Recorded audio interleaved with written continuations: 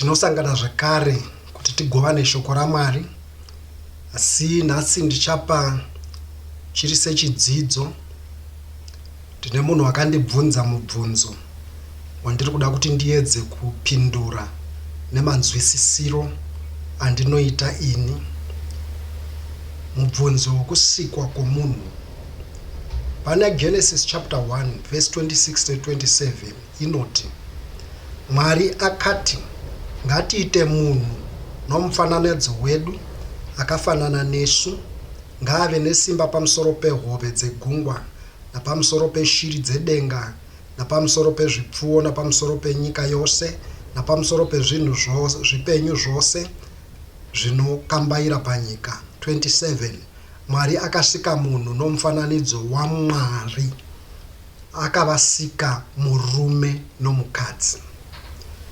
Ndikaenda pa 26a pari kuti Mwari akati, ngatiite munhu nomufananidzo wedu akafanana nesu. Verse 27 uti Mwari akasika munhu nomufananidzo waMwari, akavasika murume nomukadzi. Haikona kutaura zvisina kutaurwa neBhaibheri. Bhaibheri rati Mwari akasika munhu nomufananidzo waMwari, akavasika murume nomukadzi. Zvino tinoda kuti tienderere mberi timbozonowana kuti kandiye kana achiti akasika munhu akasika chii, uye kana achiti akavasika murume nomukadzi iye akasika munhu kwete vanhu. Zviri kumborevei? Authorized version munoti pa verse 26, and God said, let us make man in our image, after our likeness, and let them have dominion over fish, etc. etc. Pandiri kuda ndipo kuti let us make man in our image, after our likeness. In our image, after our likeness. Nokumwe kutaura Mwari vari ngotaura kuti munhu watiri kufanira kusika anofanira kunge ari sezvatiri, orarama achikopa isu, orarama achitevedzera mararamiro edu. In our image, after our likeness. Panonetsa kutsanangura nenguva pfupi, asi muchidimbu ndizvozvo zvimwe chete zvokuti akasika munhu akafanana naye kuti ukamutarisa unongona kuti uyu ndiMwari. Then munhu iyeye wozomutarisa maitiro ake uona maitiro aMwari aya. Verse 27 put, so God created man, M-A-N, so God created man in his own image. Image yaMwari. In the image of God created he him, male and female. Him yeye ndiye aive male and female. Ataura zvakanaka mana. Terera. So God created man in his own image. The image yaMwari. In the image of God created he him. Mwari akasika munhu nomufananidzo wake yeMwari. For part, male and female created he them. Ngatipfuurei mberi tikaenda pana Genesis chapter 4 verse 1 inoti, Kaini naAbheri ndomusoro shoko. Zvino Adhamu wakaziva mukadzi wake Evha, iye ndokutora mimba akapona Kaini, akati, ndawana munhu ndichibatsirwa naMwari. Waona? Haana kuti ndawana mwana, ndawana munhu. Noti akaona kuti uyu munhu wandabereka, ndawana munhu ndichibatsirwa naMwari. Ndawana munhu ndichibatsirwa naMwari. Sorry, kune bvura riri kuita izvo. Right. Tikazobva tikaenda kuna Genesis chapter 5 pa verse 1 na 3 inoti, vana vaAdhamu kusvika kuna Noa ndiwo musoro weshoko. Verse 1 to 3 inoti, ndiro bhuku ramarudzi aAdamu musi waakasika munhu, Mwari akamuita nomufananidzo waMwari. Wakavasika murume nomukadzi, akavaropafadza, akavatumidza zita rinonzi munhu. Iwe inzwa, Mwari wakaita munhu chadzokorora. Mwari wakamuita nomufananidzo waMwari, akavasika murume nomukadzi, akavaropafadza. Akavaropafadza, akavatumidza zita rinoti munhu. Pano pari kungotsanangura zvakanaka kuti Mwari akasika munhu, murume nomukadzi, vari pamwe chete, akavatumidza zita kuti munhu. Ipapo ndo pandinoda kuti tinzwisise kuti ari kumborevei, bhuku riri kurevei pano kana richiti he created them, male and female, asi richitaura kuti men mumwe.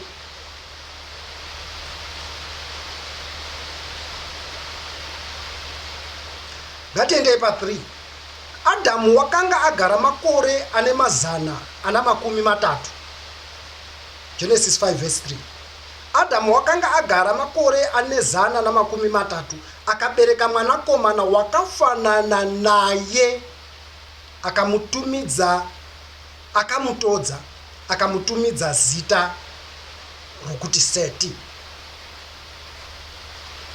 Unaona, pavhesi 3 pari kuti Adamu wakagara makore ane zana na makumi matatu, kuri 130, akabereka mwanakomana akafanana naye iye Adamu, akamutodza iye Adamu, akamutumidza zita Seti.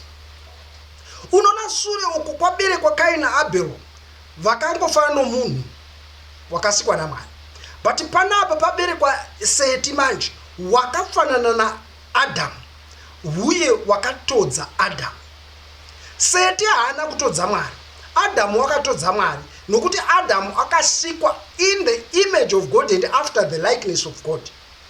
Anditika wakatodza Mwari, but Seti panapa ari kusikwa akafanana naAdamu, uye wakatodza Adamu after the likeness of Adam. Ngatipoverengai pa authorized version, chapter 5 ya Genesis verse 1 to 3. This is the book of the generations of Adam. In the day that God created man, in the likeness of God made he him. And apana kunzi he them, he him.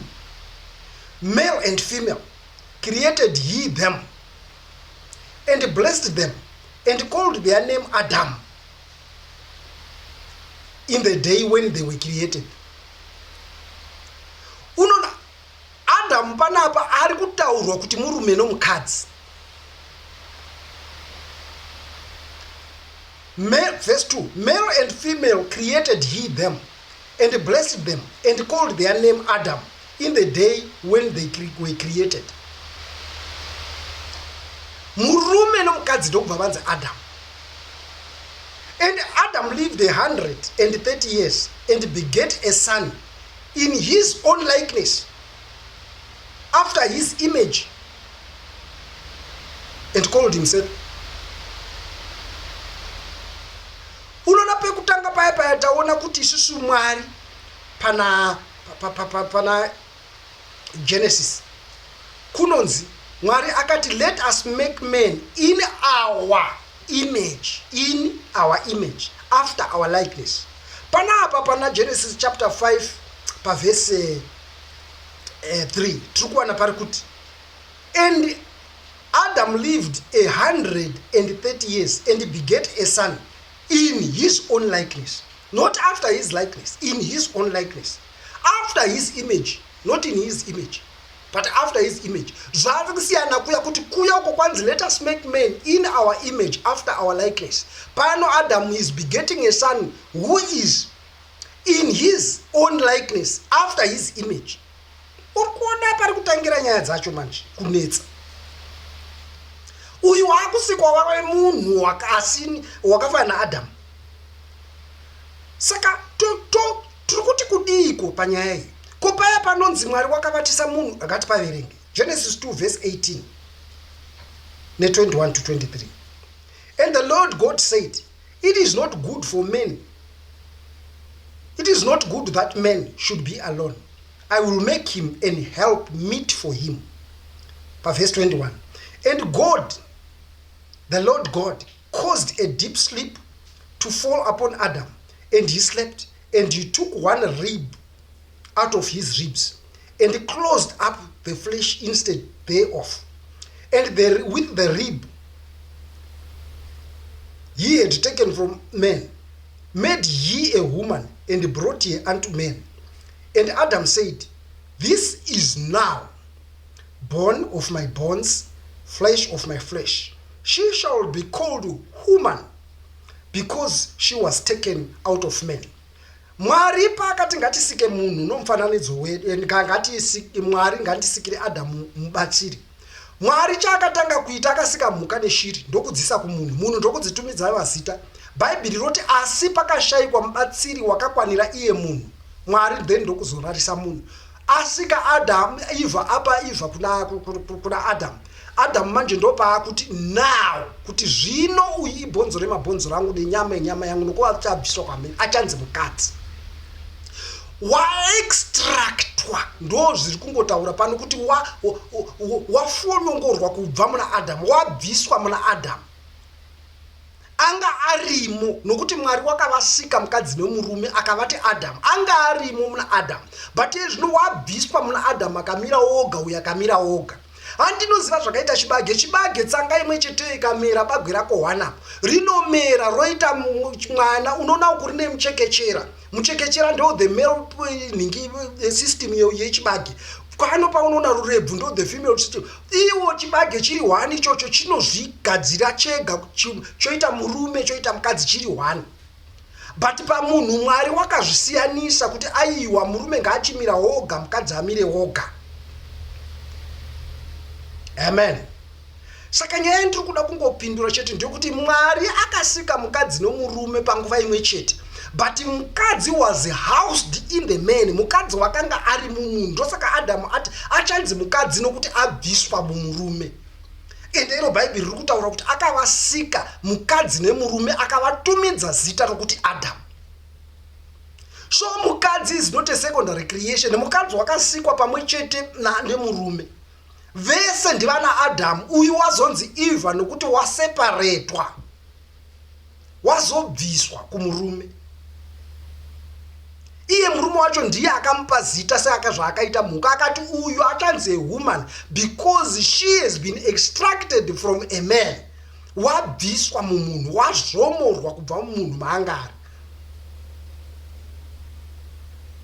Mwari vatiitire zvakanaka, munopaverenga mupanzwisise zvakanaka, munzwisise zvandataura izvi, muzviresearche mega muone kuti aiwa kavanhu vakasikwa 1 in 2, 2 in 1. Then ndokuzoextractwa kuti uyawane mubatsiri, nokuti zvimwe zvese zvaakanga asikirwa vana mhuka nanashiri akazvipa mazita, iwo uri gudo, iwo uri njiva, iwo uri chi, ndokuchishayikwa mubatsiri wakaenzana iye. Mwari akati bheta ndichirarisa iye ndi-extract the female portion kubva mumurume ndiite mumwe munhu.